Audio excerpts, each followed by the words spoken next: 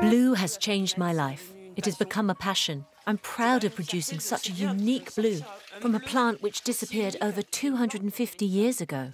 Back in the day, this was tantamount to witchcraft. People were beheaded for less.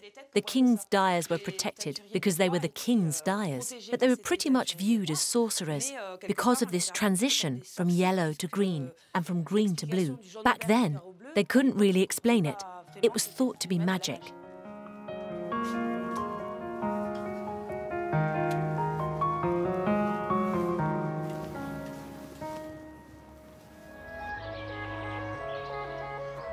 In the Gers Valley, there are places worth making a detour for. Lectoure is one such place. Perched on a chalky outcrop, this city, labelled City of Art and History, is surrounded by ramparts. Celebrated for its rich heritage, it is also known for a plant with yellow flowers, whose green leaves miraculously produce a blue pigment. Half grass, half shrub, woad, or pastel, is an ancient plant that was used by village craftsmen in the Middle Ages as a colorant.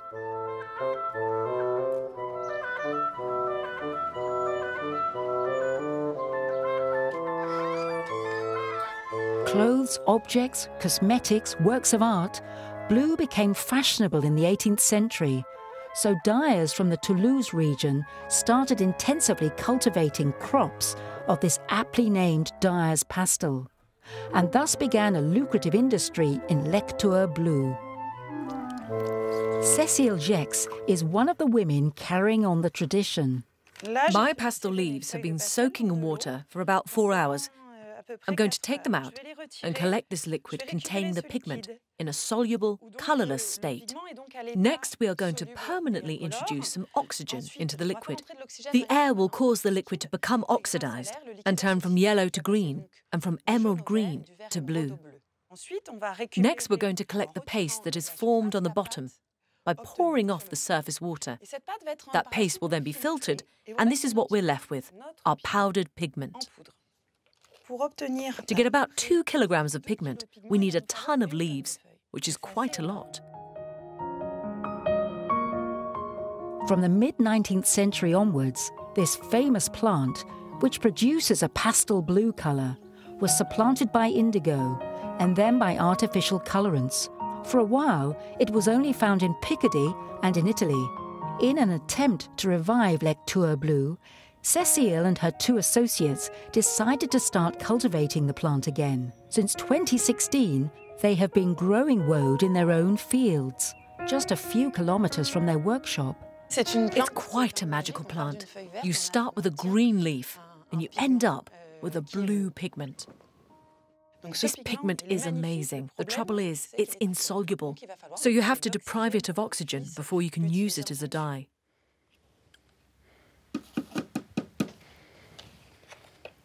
Now I'm adding fructose. I'm going to pour boiling water onto it. The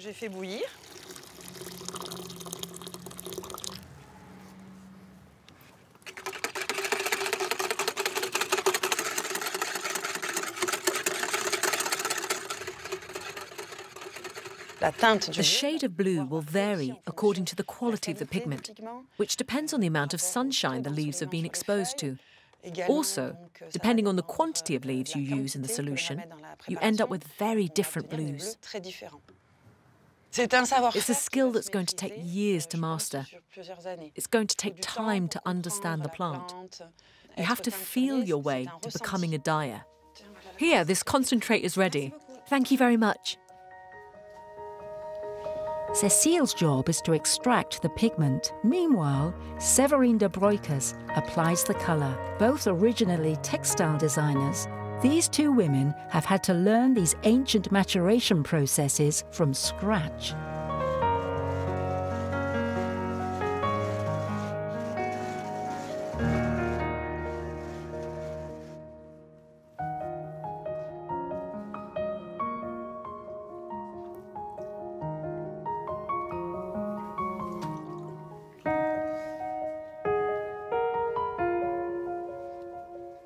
A shesh is a square of cotton gauze. It's the flagship product. We have a blue which comes out really well on this white cotton, and we can get lots of variations of blue, from a very pale blue to a very dark blue. Séverine works with her bare hands. She doesn't use any chemicals to fix the dye onto the fabrics. Her craft is 100% natural.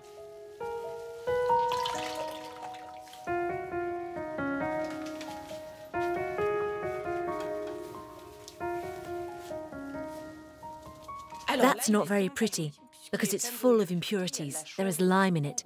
You can see the pigment. It's a greenish colour. I need to rinse it in clear water to remove these impurities and turn my fabric blue. This is the degreening phase, when it turns from yellow to green to blue. It's not that easy to get the right blue. First of all, you're working with a plant, and you have to remember that plants are alive, and pastel is a live colour. The more you handle it, and the more you wash the fibre, the more you expose it, the better it is. You have to allow the pigment to permeate the fabric. These are living colours and living fibres.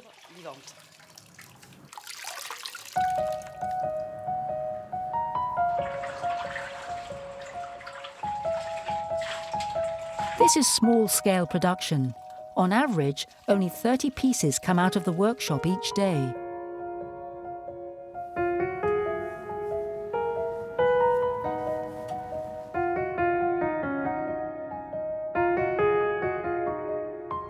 Blue has changed my life. It has become a passion. I'm proud of producing such a unique blue from a plant which disappeared over 250 years ago. Back in the day, this was tantamount to witchcraft. People were beheaded for less.